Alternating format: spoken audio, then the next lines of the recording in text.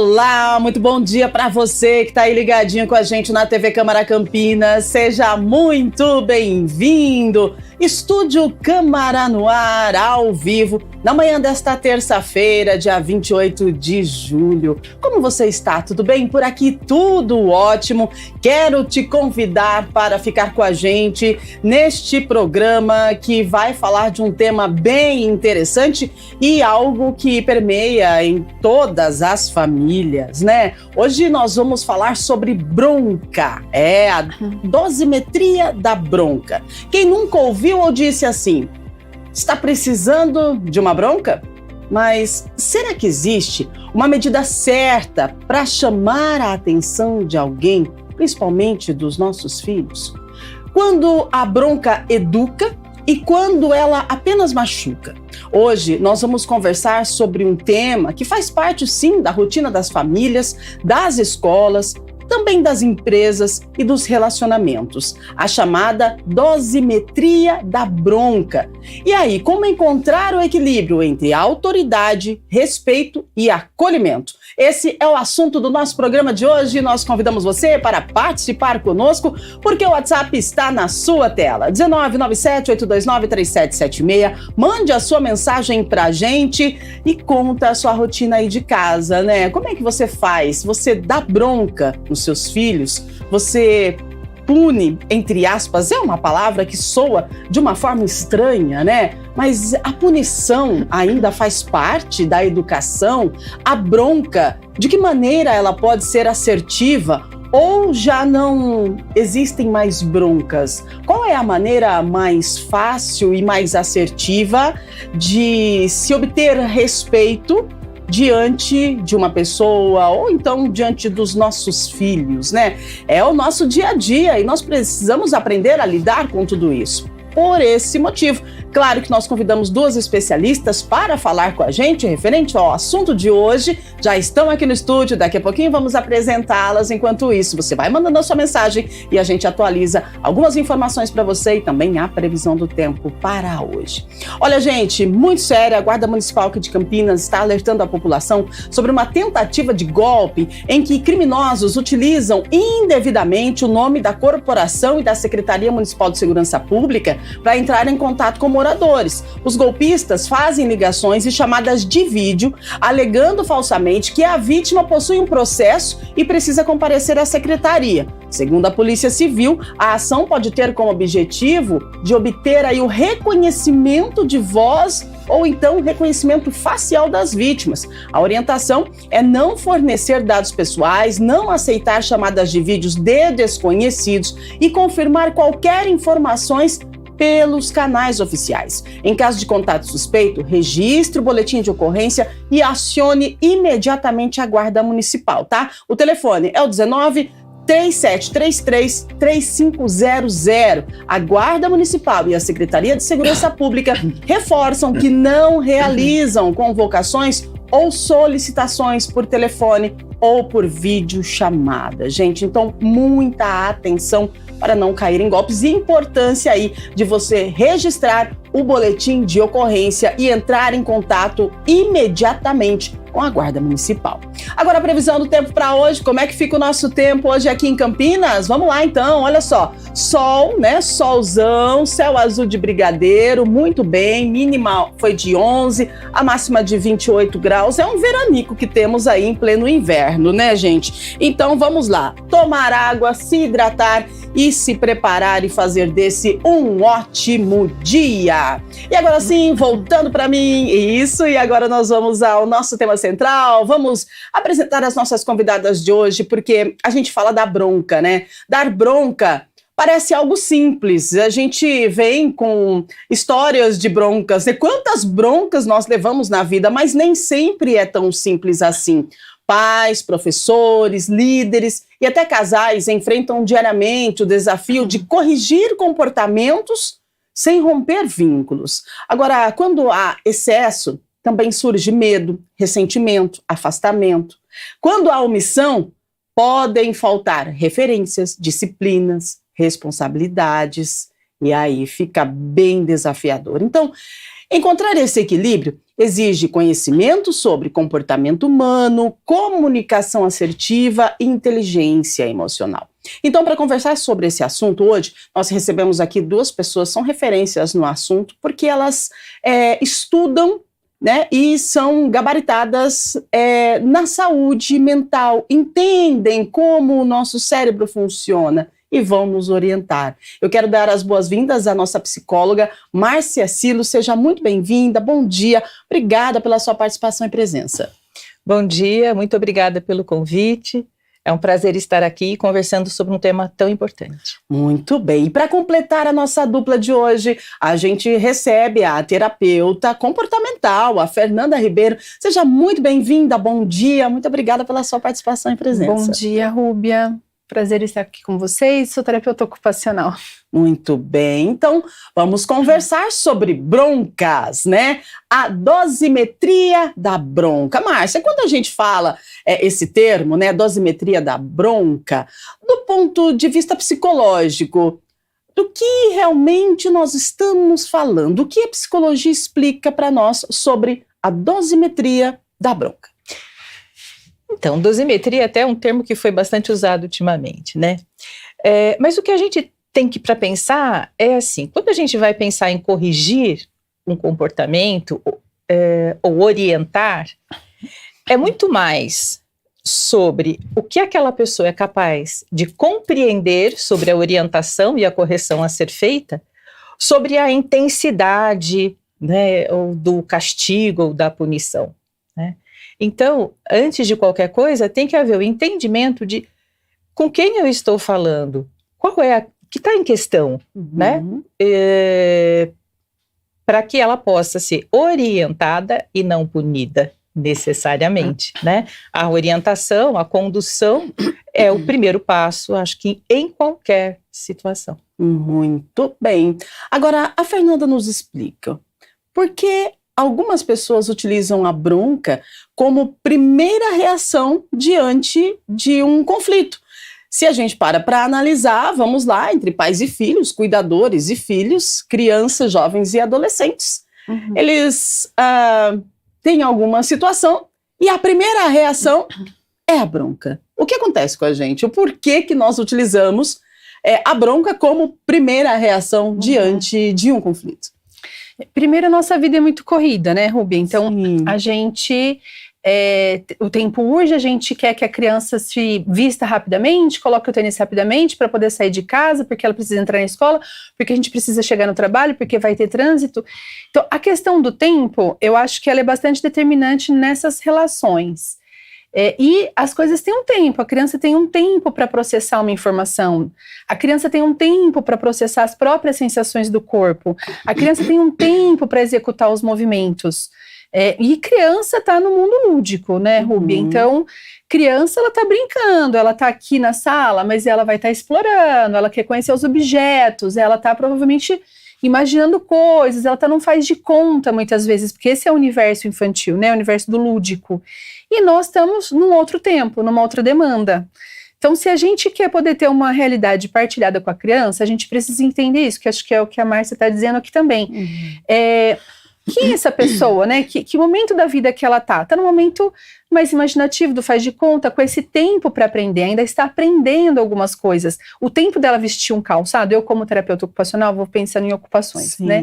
Então o tempo dela vestir um calçado é diferente do meu tempo. Eu já acumulei uma experiência de vestir o sapato, para mim hoje isso é muito automático. Para essa criança, colocar o sapato não é automático.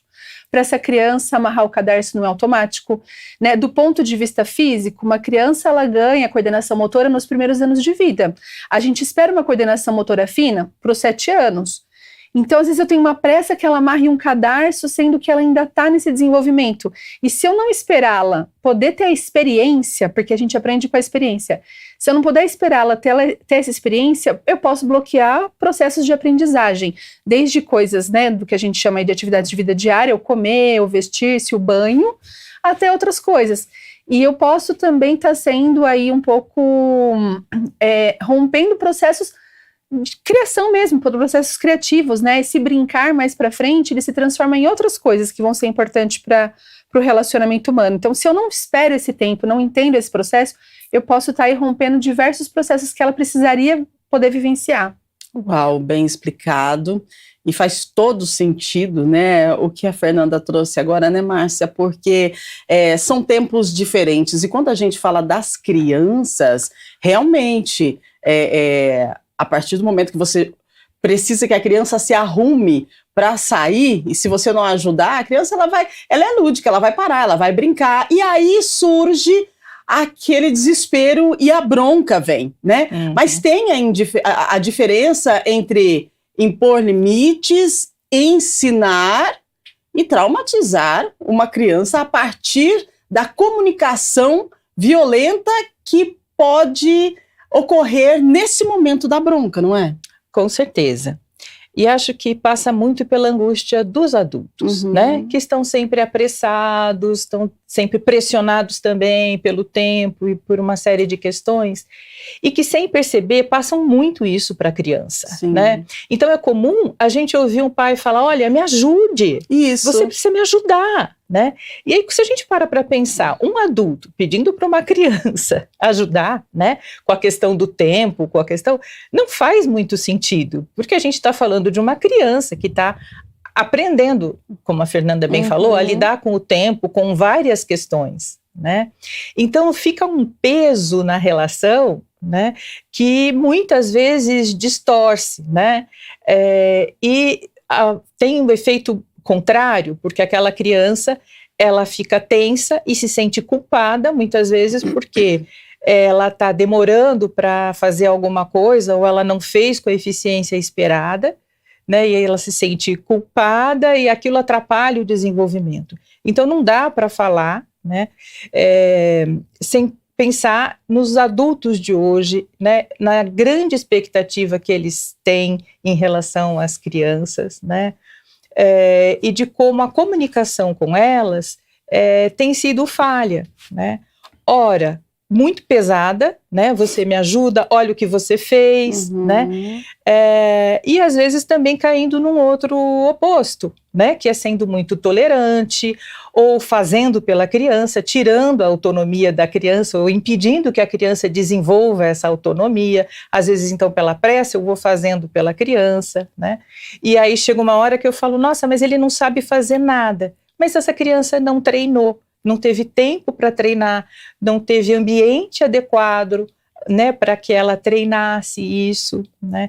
Então passa muito pela comunicação dos adultos com a criança, e inserido, óbvio, num contexto social, onde esse adulto também está pressionado, porque ele também tem horário e tem compromissos, né? Então, no mundo da pressa, né, muita culpa distribuída para todo mundo. Uau! E esse adulto também recebe broncas, né? Esse adulto também, ele é cobrado, e aí, de repente, acaba levando, né? Repassando esse comportamento dentro de casa. Agora, Fernando, o modo como a gente foi educado, ou como estamos educando os nossos filhos, claramente vai sim impactar quando eles estiverem adultos, os nossos filhos, ok? Então, essa questão da bronca, o que ela pode ocasionar quando essa criança está em desenvolvimento, ela vai crescendo, levando broncas, ouvindo palavras que vão enraizando, e daqui a pouco ela se torna um jovem adulto, e daqui a pouco adulto, e vai para a vida, e vai exercer seu papel social, seu papel profissional, mas ela foi lapidada por meio de broncas, né, de palavras, de uma comunicação agressiva. Porque se a gente para analisar, a bronca, ela sempre vem em um tom mais forte, mais alto. Ninguém dá bronca assim, ai, não faz assim, tá errado. Não é assim que você vai dar bronca. A bronca é uma explosão. E a criança que vem com essa dinâmica dentro de casa, qual o impacto que ela terá na vida adulta? Tem um termo que a gente usa bastante, que é corregulação, né? Então, para a gente se regular, seja emocionalmente, sensorialmente, eu precisei de alguém que fosse um corregulador, né? Então, alguém que tivesse uma estabilidade para que me transmitisse segurança e que me ensinasse a me regular. Então, por exemplo, para eu saber se eu estou ansiosa, que estratégia que eu vou usar, para saber se eu tenho uma sobrecarga sensorial, então com excesso de barulhos, com excesso de pessoas. Essa pessoa é quem vai me ensinando a partir do momento que ela tem uma estabilidade em todos esses sentidos, e a partir do momento que ela espera eu poder processar as minhas informações e ela me ajuda nomeando. Então você tá triste, então a gente pode fazer isso. Você tá ansiosa. Aqui tá muito barulhento, vamos sair. Então, uma criança só se tornará um adulto com capacidade de se regular se ela pôde ter esse ambiente favorável quando ela era criança. Pais, cuidadores, educadores, né? Então, é uma função muito importante essa da corregulação que a gente promove para uma criança. Parece ser muito simples, mas é o que vai garantir que ela seja um adulto que consiga se regular quando ela for adulta e consiga promover isso para crianças, porque nós estamos cercados de crianças, né? Nós somos tios, nós somos pais, somos avós, somos educadores, então é uma função bastante importante. Acho que mais do que a bronca em si, porque a gente não pode confundir talvez a bronca com o limite, né? O limite é algo organizador, né? Sim. Quando uma criança está lá com muito sono, sou eu que vou dizer para ela, acho que está na hora de você dormir, você tá com muito sono, porque às vezes ela sente um incômodo, mas ela não sabe exatamente que aquilo é sono, ela pode confundir aquilo com fome, com cansaço, ao mesmo tempo ela quer brincar. Então eu vou nomeando, talvez você esteja com sono, vamos dormir, vamos diminuir a luz, vamos dormir. Então a gente vai nomeando essas sensações, essas emoções para uma criança, para que ela possa aprender a entender o próprio corpo dela, o que ela está sentindo, o que ela precisa a partir disso que ela está sentindo, né? Então, esse processo de corregulação e de ir nomeando é algo que ajuda a criança no desenvolvimento dela. Excelente. É que cada pessoa aprende a lidar com conflitos observando exemplos ao longo da vida, né? As crianças observam nós, adultos, nós somos exemplos, e nós, adultos, observamos de repente uma pessoa em que a gente se inspira e que também serve de exemplo. E muitas vezes a gente acaba repetindo os modelos familiares sem perceber, o que reforça muito a importância de uma reflexão antes de agir. Mas como é que a gente vai refletir de algo que a gente não tem o entendimento? Então, Márcia, eu gostaria que você explicasse para a gente como que a gente faz para poder entender quais os sinais indicam que uma bronca ultrapassou o limite saudável. No caso, nós estamos falando aqui, né, das crianças. Então, como que eu posso perceber e entender, né, o limite de uma bronca, né, ou o limite de estabelecer os limites também? Essa pergunta é muito importante. E eu acredito que isso passa por eu conhecer um pouco a criança que eu fui, né? Porque a criança que eu fui, as broncas que eu recebi, que impacto isso teve sobre mim, né? E o que eu carrego disso? Sim. Quais são as feridas que eu tenho disso? Porque se eu estou atenta a essas feridas, a minha possibilidade de ferir é menor, né? Agora, quando eu uso até como defesa uma coisa do tipo, nossa, mas hoje é muito mimimi, ninguém me tratava assim e eu tô aqui, né? Exato. Então nós estamos falando de alguém que está dizendo, olha, eu sobrevivi, né? Mas não se trata só de sobreviver, e sim de ser alguém, né, que possa sim ser mais assertivo, mais firme, mas que também tenha acolhimento e que seja capaz de se regular. Então passa muito pelos pais, pela história de vida dos pais. E é óbvio, as coisas foram mudando e hoje se educa de uma forma diferente de antes, né? Então, antes, o que se buscava era a obediência, né? Então, era bonito dizer assim, meu filho, só de eu olhar para ele se comporta, né? E isso era bacana, era bonito, era sinônimo de ser um bom pai, né? Esse conceito, felizmente, ele mudou, né? Porque a gente está falando de uma criança sem espontaneidade, uma criança reprimida, uma criança amedrontada, né? E a ideia hoje é que possa se educar sem o medo, né? Levando sim a autorresponsabilização, a autorregulação, mas é um processo, e como a Fernanda bem disse, que passa pela corregulação, né? Então, é um adulto capaz de se regular, que vai ajudar a criança a aprender esse processo.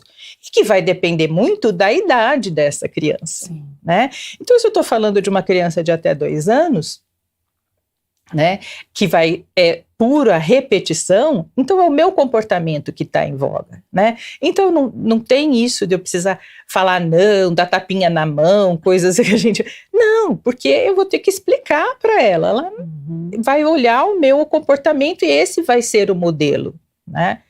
E essas fases vão mudando, como, por exemplo, uma criança a partir dos 2 anos, dos 2 aos 4 anos, onde tem as famosas birras, né? Onde antes se dizia assim, olha, é de pequeno que se torce o pepino, né? Então tinha que regular ali e não podia, e deixa a criança no chão chorando, que ela aprende, né? E hoje a gente sabe que não, que por trás disso tem um processo neurofisiológico acontecendo, né? Esse cérebro, ele não está pronto para lidar com frustração.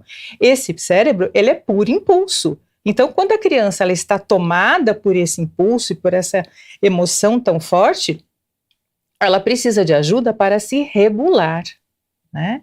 Então, ela precisa, num primeiro momento, do acolhimento, para depois o limite. E aí a gente entendendo também que o entendimento desse limite dela vai ser limitado à compreensão, ao repertório que ela tem, e que vai crescendo conforme ela cresce, né? Porque esse juízo de começar a entender, refletir mais, ele só vai começar a aparecer a partir dos 7 anos, e ele vai começar a aparecer, né? Com a nossa ajuda, ajudando a se colocar no lugar do outro. Você acha que foi legal isso que você fez? E eu conduzo a criança a isso sempre com perguntas acolhedoras e não com acusação, que é muito comum também na nossa cultura. Mas o que é que você fez? Você viu o que você fez? Né? E aí, quando eu começo já colocando essa culpa, essa cobrança, eu vou inibir a criança de fazer um raciocínio e entender, porque muitas vezes foi um acidente ou algo que não era da demanda dela, era um impulso, ela não tinha intenção, não sabia avaliar a consequência. E ela só vai aprender a avaliar a consequência se eu a conduzir calmamente, né, para esse raciocínio.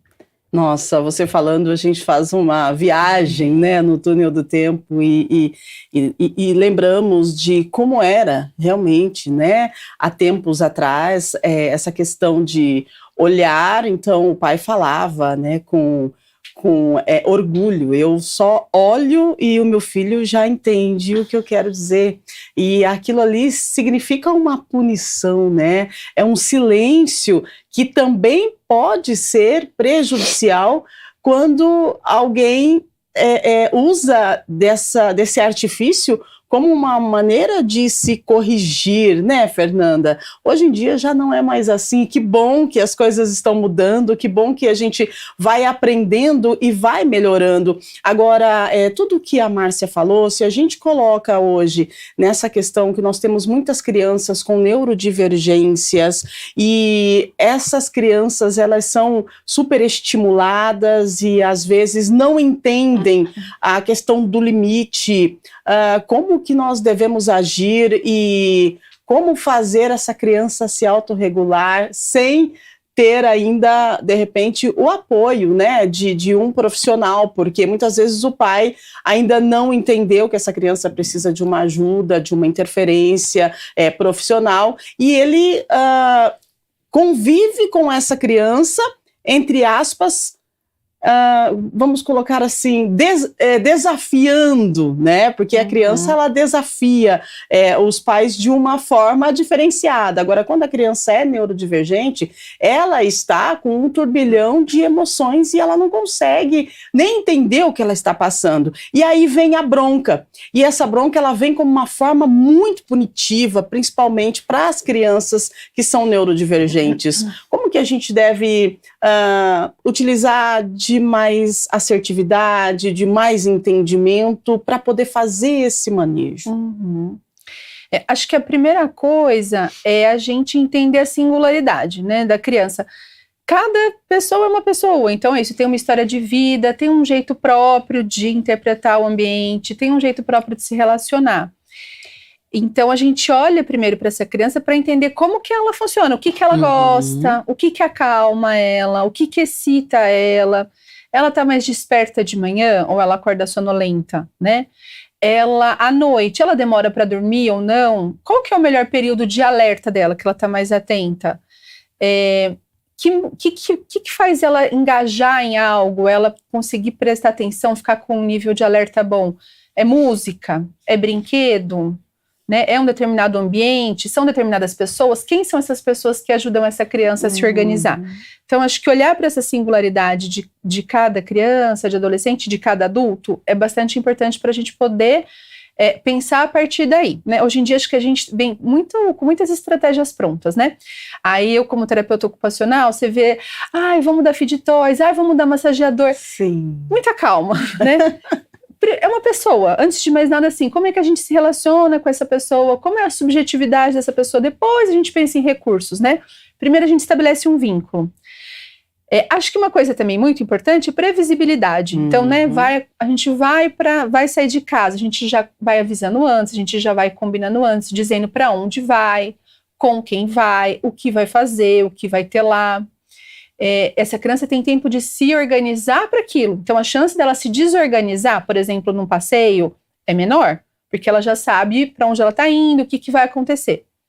O uso de imagens também é um baita recurso bacana, porque às vezes a criança ainda não está muito nesse universo das palavras, da comunicação verbal. O uso de imagens pode ajudar. Então, a gente vai na casa da tia, a gente mostra a foto, por exemplo, da tia. A gente vai no Parque Taquaral, a gente mostra uma foto da Lagoa do Taquaral. Tem na internet, é algo simples, mas a gente pode também buscar outras fontes. Então, isso ajuda a criança a se organizar para aquele momento, esse uso de imagens. Uma coisa que ajuda muito, poucas palavras, né? A comunicação com crianças atípicas, ela não precisa ser aquela verborragia toda, aquele excesso de falação, né? Poucas palavras, mais palavras afirmativas do que negativas, né? Então, já tem estudos que mostram que uma criança aprende muito mais da gente falando de um modo afirmativo do que do modo negativo. Então, ao invés de eu dizer assim, não faça isso, eu posso dizer, faça dessa forma. Olha, essa forma é muito melhor, você vai se sentir muito melhor, você vai conseguir desse jeito. Então, a chance da criança conseguir êxito dessa maneira é muito maior. Então, são estratégias que a gente usa e que a gente orienta os pais também. Muito bem, pode ser está aí a diferença entre corrigir, né, o comportamento, estabelecer um limite e atacar a identidade da pessoa, né? Atacar aquela criança, utilizar de uma linguagem mais agressiva, né? Uma linguagem mais violenta. Muito bom, é importante a gente falar sobre educação, porque a criança ela vai crescer, ela vai virar um jovem adulto, depois um adulto, e lá na frente ela vai ter os filhos e ela vai repetir os padrões. Então a gente precisa, já chega, né, dessas crenças que limitam, dessas broncas que traumatizam. A gente precisa de entendimento para, de repente, levar essa criança a seguir um caminho mais leve e assim sucessivamente. É muito importante a gente falar sobre esse tema hoje, dosimetria, né? A dose da bronca. Esse termo bronca, Márcia, a bronca, a punição, né? A severidade que nós ouvíamos muito há tempos atrás. Isso a gente pode falar que são palavras que foram riscadas do vocabulário quando a gente fala sobre o termo educação. Surgiram outras, né? Então, algumas expressões, é muito comum ouvir as pessoas falando, mas falta limite, né? Esses pais hoje estão muito mole, ou é muito mimimi, né? Então, surgiram novas expressões, né? Assim como eu costumo falar, olha, psicólogo não pode dar bronca, não pode bater óbvio que não, né? E a bronca, né, o que a gente sempre fala, né, que a bronca não pode ter nada de humilhação, né? A bronca, ela tem que ser educativa, então, mostrar consequência e levar ao entendimento daquela questão, Isso. né?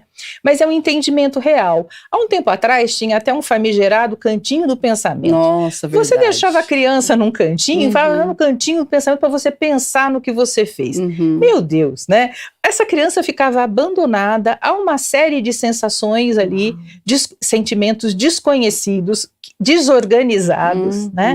E só ficava oscilando entre a culpa, a raiva, a humilhação, e não se aprendia nada. Então hoje a gente tem clareza de que o primeiro passo é o acolhimento, né? Para que possa haver um entendimento do limite, né?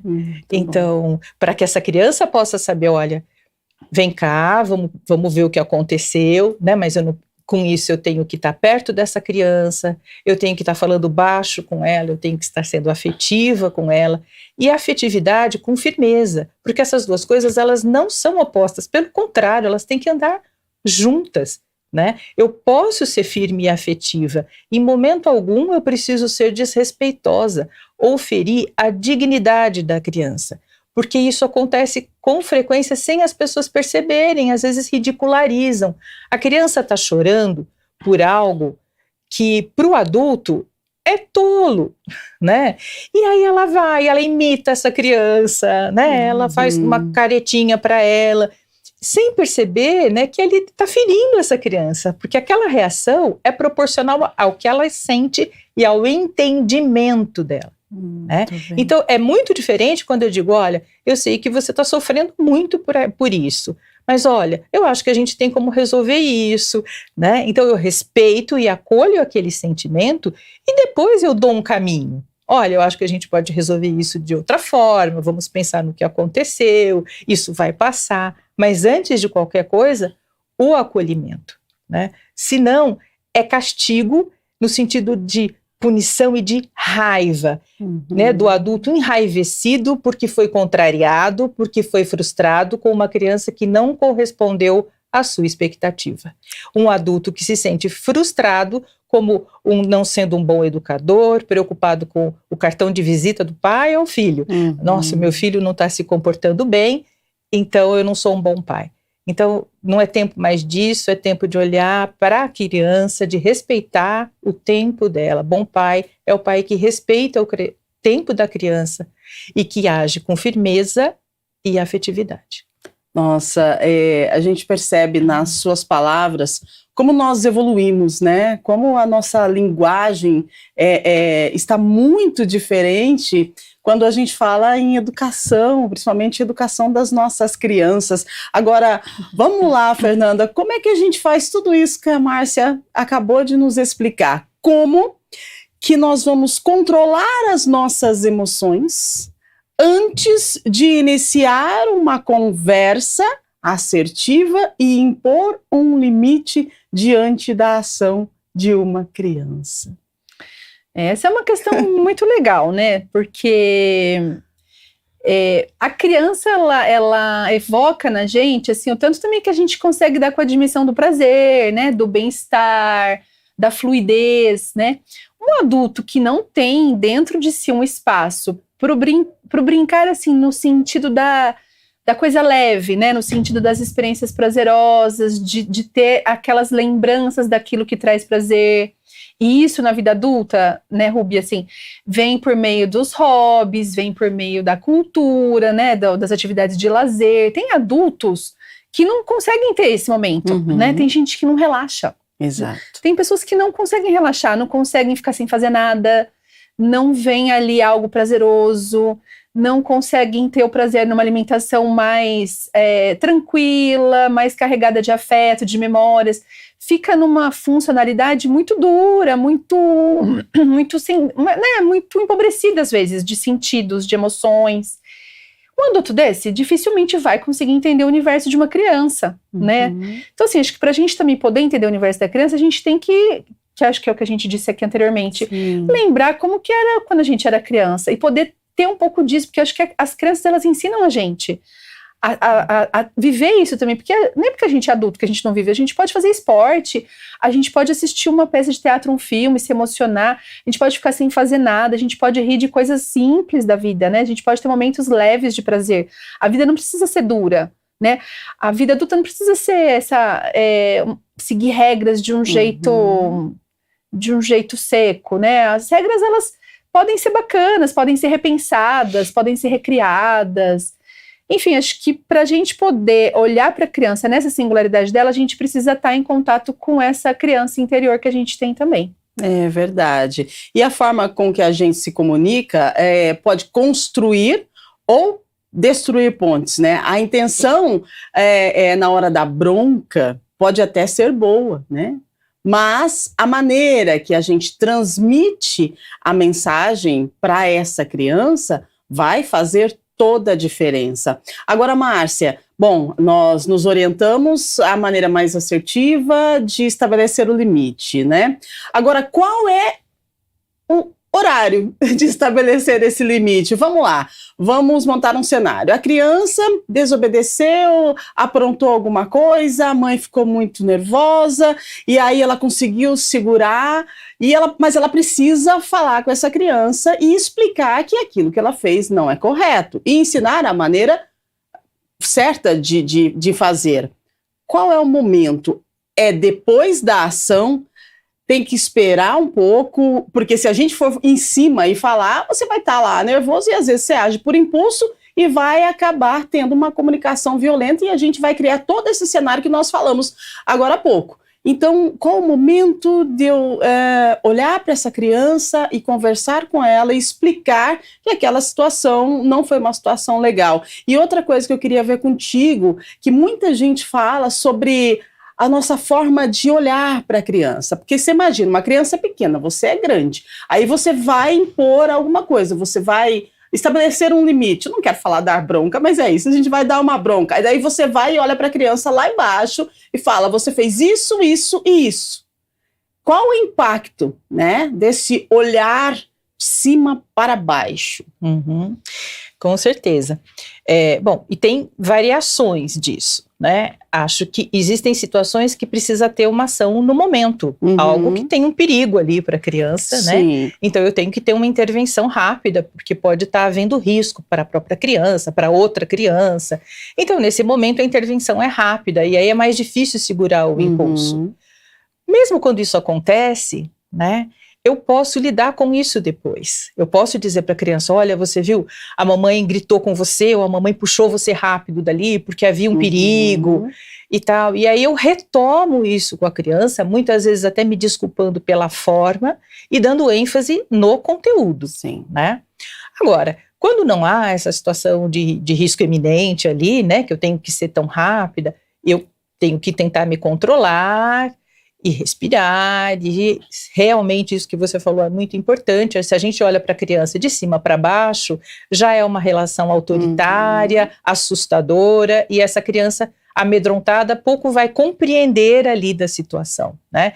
Então sempre tá olhando nos olhos da criança, de preferência na mesma altura que ela, para que ela possa sentir ali uma parceria e não uma ameaça, né? Porque não se educa com ameaça. Né? A história lá, quando seu pai chegar você vai ver o que vai acontecer quando eu chegar em casa, né? Tudo isso também faz parte de um passado que precisa ser esquecido, porque a ameaça ela só gera tensão e ansiedade na criança, né?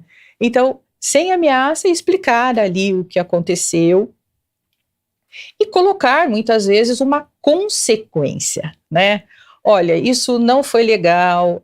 Então, tanto explicar, olha, o que poderia ter acontecido de perigoso, de arriscado ali, de que aquilo não foi legal. E quando aquilo é reincidente, falar, olha, eu já te expliquei que isso não era para ter acontecido, você está insistindo, agora a gente vai ter que sofrer uma consequência em relação a isso. A consequência, ela tem que ter a ver com o fato, né?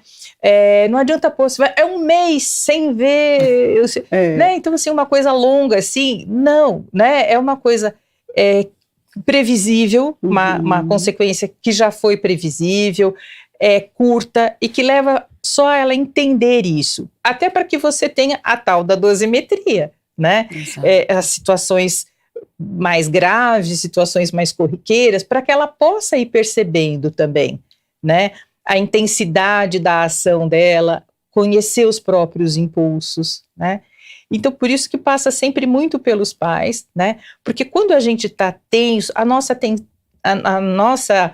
tensão passa pela voz, né? Pelo tom da voz, pela expressão facial, e tudo isso afasta a criança, né? Então, eu tenho que me recuperar um pouco para que eu possa estar mais eficiente na fala com essa criança e que ela possa, de fato, aprender. Excelente. Agora saímos do mundo infantil e vamos para os jovens e adolescentes, né?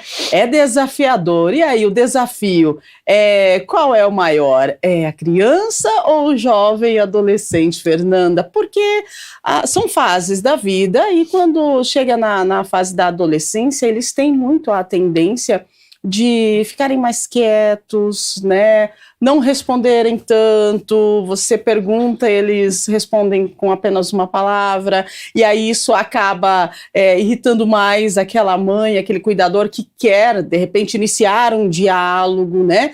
E como é que a gente deve utilizar a nossa comunicação com jovens e adolescentes para que a gente possa estabelecer limites, para que a gente possa continuar essa educação que nós iniciamos lá na infância? A adolescência vai ser uma continuação da infância. Então, se você construiu uma relação de confiança enquanto era criança, uma relação de segurança, se você proporcionou um ambiente, né, favorável para o desenvolvimento, claramente esse adolescente vai ser um adolescente que vai ter uma autoconfiança maior, que vai experimentar algumas coisas dessa fase da vida com mais responsabilidade, né? Como a questão aí da sexualidade, a questão das drogas, enfim. Vai ser alguém que vai ter um cuidado maior, porque, como a gente já vem dizendo, é uma pessoa mais que tem uma regulação já. Uma pessoa que aprendeu a se regular. Aprendeu um pouco a lidar com as emoções, com as frustrações, aprendeu um pouco a lidar com as sensações do corpo, a nomear, a encontrar estratégias. Então, aquilo que a gente construiu na infância vai trazer aí um adolescente mais capaz, se é que a gente pode usar esse termo, mas de lidar com alguns desafios dessa fase que é uma fase intermediária, né, entre a infância e a vida adulta. Ao mesmo tempo ainda quer brincar, é dependente em algumas questões, já quer ser independente em outras, quer experimentar novos papéis, né, então de tarde brinca, à noite se arruma e vai paquerar na festa, no domingo de manhã brinca com bexiga, à noite fala, né, que quer fazer outras coisas, enfim. Então, é poder também deixar experimentar esses vários papéis ainda, né, relacionados à infância, em alguns momentos já se preparando para a vida adulta. E tem uma coisa de um recolhimento, né, da adolescência. Então, se na infância a gente se apresenta mais para nomear as coisas, para brincar, na adolescência, naturalmente, tem um recolhimento que precisa ser respeitado.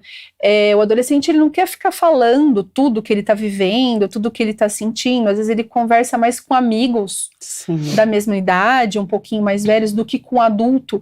E o adulto tem que lidar com as próprias expectativas, né? Porque a expectativa daquele diálogo, de saber tudo o que acontece, de conversar sobre tudo, é uma expectativa do adulto.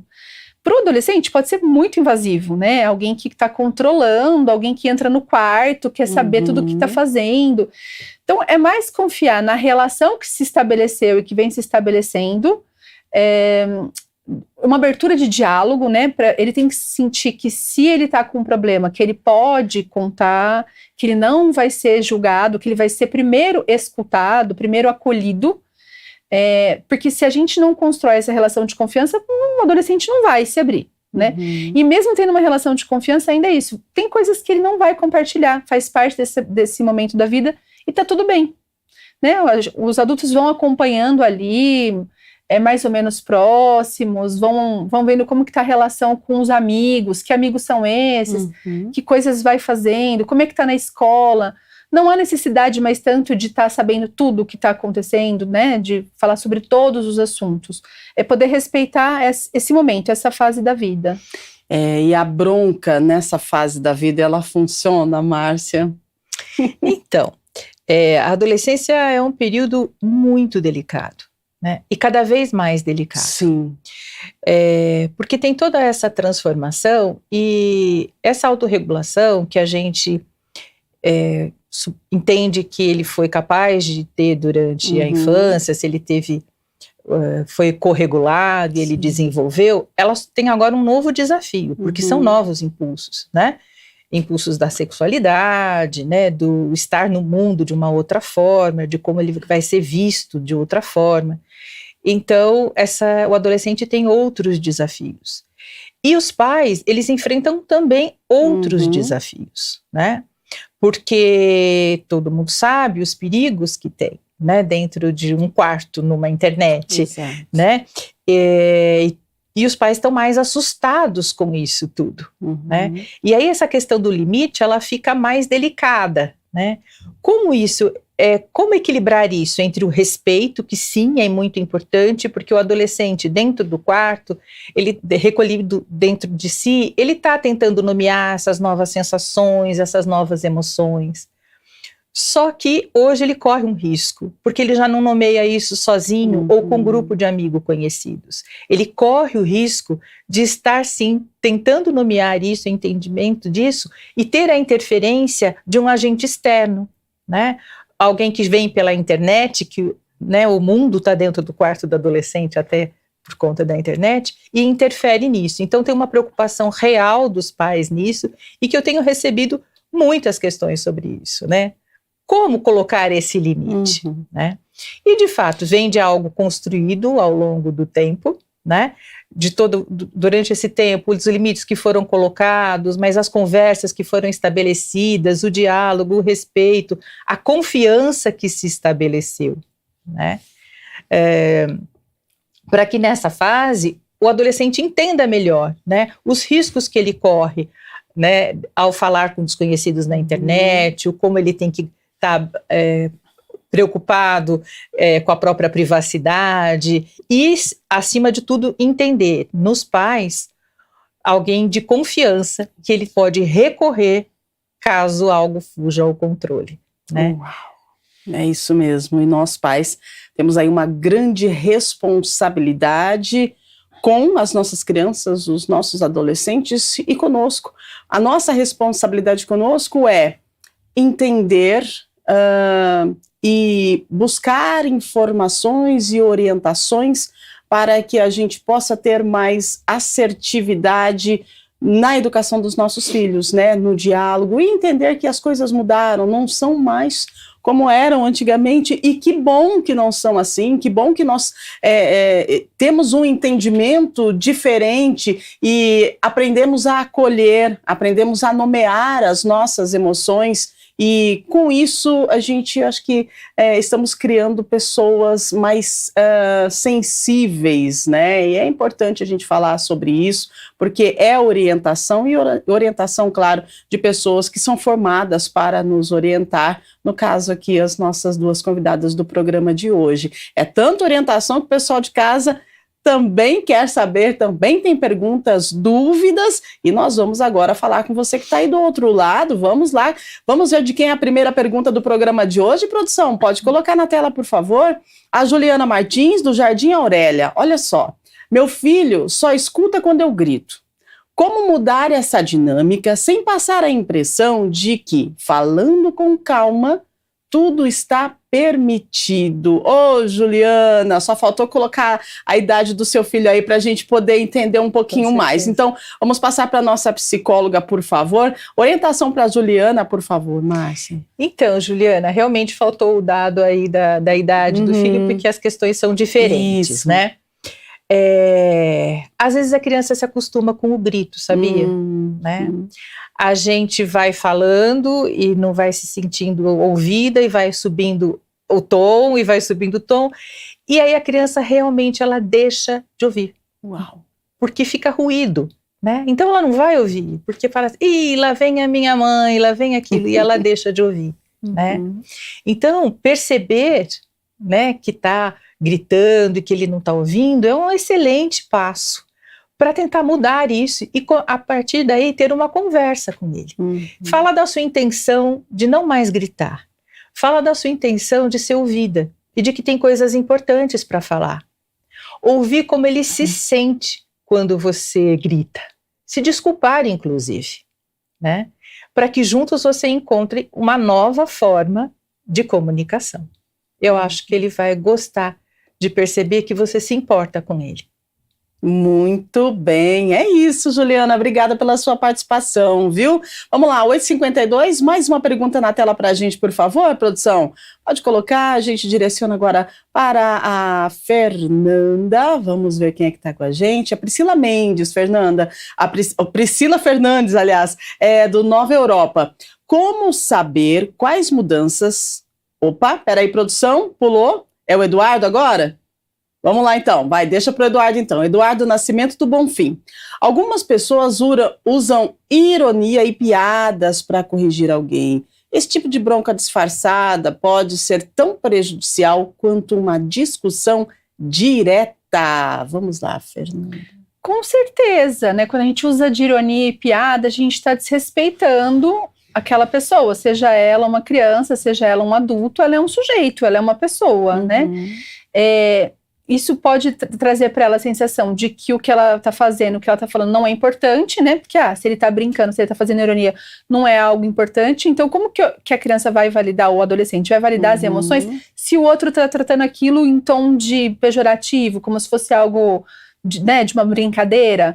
Ele vai achar que não é importante aquilo que ele está sentindo, não é importante aquilo que ele está trazendo. A chance dele não trazer novamente é grande, porque se ele não, aquilo que ele traz não é acolhido, será que ele vai confiar para trazer de novo? Aí depois, quando chega na adolescência, a gente vai dizer, tá vendo, não tá me contando o que tá acontecendo. Mas quando trouxe antes, foi acolhido para ele poder confiar e trazer novamente aquele tipo de conteúdo ou algo semelhante? Né? Não foi. Então, a forma como a gente vai acolhendo as coisas que uma criança traz no adolescente, elas deixam um registro. Se aquilo que a criança contou, o adolescente, foi validado ou não, foi tratado com seriedade ou não, né? Então, se a gente faz ironia e piada, a gente está dizendo que aquilo não é importante, ou então que a relação, né, de desrespeito, essa criança vai sentindo que tem ali um tom de desrespeito, ela pode também tratar da mesma maneira um adulto, fazer piada, desrespeitar os pais ou outras pessoas, porque ela vai entendendo que essa é a forma da gente se relacionar, de que esse é o padrão de se relacionar, e vai criando um ambiente desrespeitoso, né? Seja na escola, seja em casa. Acho que não é o que a gente deseja, né? Muito bem, é isso. Lembrando que nós somos exemplos, né? Espelhos. Então, se nós tratamos dessa forma, a criança automaticamente ela vai repetir o que a gente faz. 8h54, mais uma pergunta na tela, produção. Vamos lá, pode colocar para a gente, por favor. Aline Rodrigues, do Flamboyant. Tem gente que chora, trava ou fica em silêncio ao receber qualquer crítica. Isso pode estar ligado a experiências antigas com broncas excessivas. É verdade, Aline. Muito boa sua colocação, Márcia. Com certeza, né? Isso tem a ver com as experiências vividas por essa pessoa, né? É como eu disse, tem a criança ferida dentro dela, né? Então, o que ela aprendeu, né, é que toda correção vem coberta de humilhação, então ela desenvolve uma autocobrança muito grande, ela mesma não se permite, né, errar, sai dessa condição humana, né? Então, fica uma autocobrança muito grande e é muito triste isso, né? Porque isso esconde um grande potencial na maioria das vezes das pessoas, né? Então, sim, sempre tem a ver com o histórico. Muito bem. E quando as crianças choram, né, a gente precisa analisar também essa questão do choro, porque a gente tem que aprender a validar esse choro, né?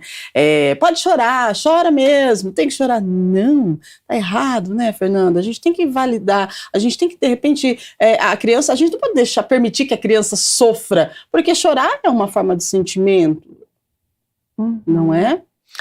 Chorar é humano, né? O choro pode ser várias coisas, né? O choro pode ser uma dor, o choro numa criança pequena, o choro pode ser uma tristeza, pode ser muitas coisas o choro. Acho que a gente entender o que é aquele choro, né? Do que eu conheço da história dessa pessoa.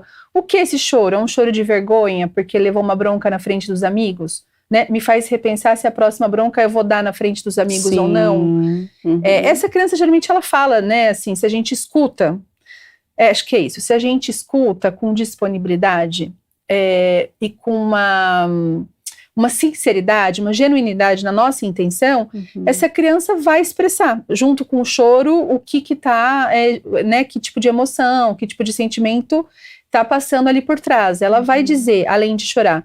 Então, não tem uma regra, né, Ruby, assim, pode chorar, não pode chorar, o choro tem que ser por pouco tempo, depois você tem que levantar e brincar, ou você tem que ir pra vida. Tem muitos choros, acho que a gente entender que choro é esse, por que tá chorando, e ensinar essa criança e esse adolescente como lidar com isso, assim, com o que tá por trás do choro, né? Perfeito. Qual é essa sensação, qual é esse sentimento, como é que a gente pode pensar caminhos aí para lidar com isso, sem se preocupar com a expressão em si, né? Com o choro em si, ou com a postura corporal em si, mas se preocupar com o que de fato essa criança está sentindo, o que ela está passando, né? E como que ela pode encontrar caminhos aí para lidar com isso. Excelente, muito bom. Agora 8h57, mais uma pergunta na tela para a gente. Produção, por favor. Patrícia Oliveira, do Jardim Chapadão. Tenho 2 filhos com personalidades muito diferentes. A mesma forma de correção deve ser usada com os 2? Ou cada um precisa de uma abordagem? Uau! Vamos lá, então. Márcia, o que você me diz, hein? 2 filhos com personalidades muito diferentes, claro, né? São pessoas únicas. E aí faz como? Normalmente as pessoas têm personalidades diferentes, né? E é importante que os pais percebam isso, né? Porque sim, a abordagem ela é diferente no sentido de que, olha, você percebe que esse é mais fechado, né? Então, ele é mais sensível, então você tem que ter uma delicadeza ainda maior com ele, né? Ou aquele que está meio abrutalhado, que quer parecer forte para se diferenciar do outro, né? Então, também entender o que é que está passando com aquela criança, né? Então, toda criança, ela tem necessidade de ser ouvida na sua individualidade, toda, né? E às vezes um está parecendo forte, respondão, e está escondendo uma fragilidade, né? E está pagando um preço alto por isso, né? Então é sempre importante ver, todo comportamento ele comunica alguma coisa, ele comunica um sentimento, uma emoção, né? E aí a forma de comunicar, às vezes muda de criança para criança. Então a regra geral é tentar ler o que está por trás desse comportamento. Né? O que ele está me dizendo com isso? Porque gritando, ou chorando, ou desobedecendo, ele está te dizendo alguma coisa sobre ele, sobre o que ele sente. E aí, se você buscar ouvi-lo, você vai encontrar o caminho. Muito bem, gente. Olha só quanto ensinamento, né? Hoje no nosso programa, estamos falando da dosimetria da bronca. Tem a última produção para a gente direcionar para a Fernanda, e aí a gente já vai para as considerações finais, por favor. Você que está acompanhando a programação da TV Câmara Campinas, nós estamos ao vivo aqui com o nosso Estúdio Câmara. Pode colocar na tela. A última, então, a Priscila Fernandes, do Nova Europa. Os avós devem seguir os limites definidos pelos pais ou podem educar do jeito deles? Ai, Priscila.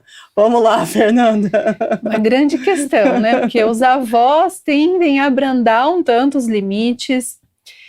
Os avós tendem a fazer um pouco mais, né, o que as crianças querem. Então, em relação à alimentação, sim, né? Casa da avó pode tudo. Casa da avó pode comer de tudo, casa da avó pode flexibilizar horários.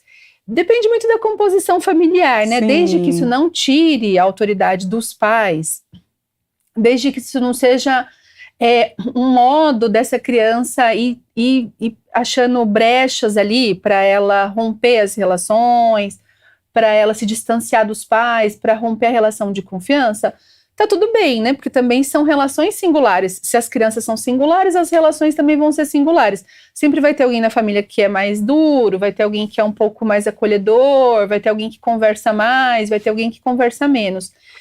Mas tem que olhar para isso. Se isso é gerador de algum conflito ali, né? Se é uma brecha para ela romper laços, seja com os pais, seja com outras pessoas. Se não for, tá tudo bem, tá dentro da singularidade das relações.